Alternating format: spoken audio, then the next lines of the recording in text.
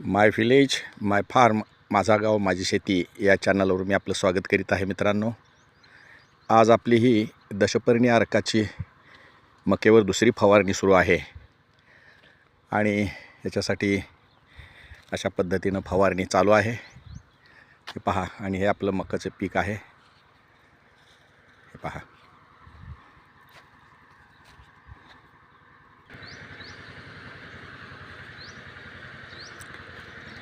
Load शेडिंगमुळं light नाही, त्यामुळं STP पंपानं आपण जे फवारतो आहे त्याच्यासाठी आपल्याला इंजिनचा वापर करावा लागतो आहे आणि ते मोठं खर्चिक होत आहे, पण नाविलाज आहे.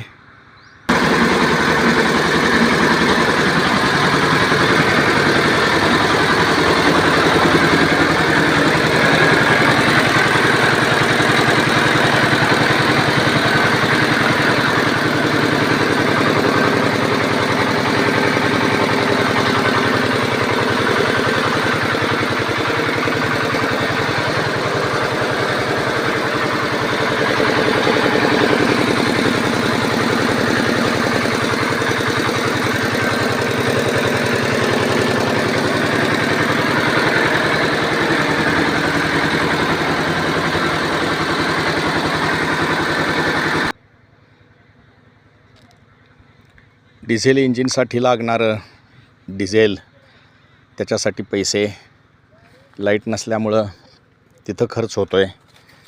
त्यानंतर आज दुसऱ्या फवारणीसाठी हे 3 कामगार आहेत, 2 पुरुष 1 महिला.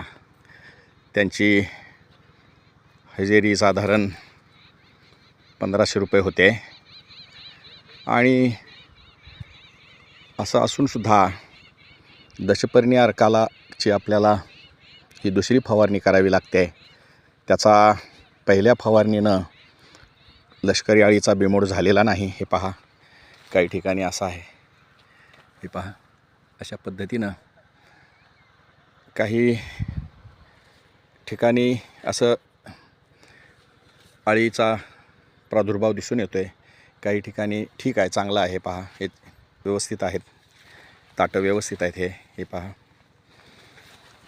आणि असं असूनसुद्धा आपण रासायनिक फवारणी करायचं कटाक्षानं टाळत आहोत.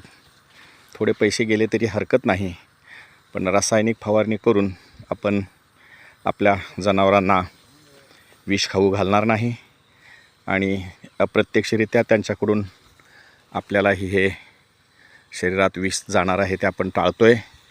थोडा खर्च झाला तरी नाविलाज आहे. हे पहा, अशा पद्धतीनं कामकाज सुरू आहे.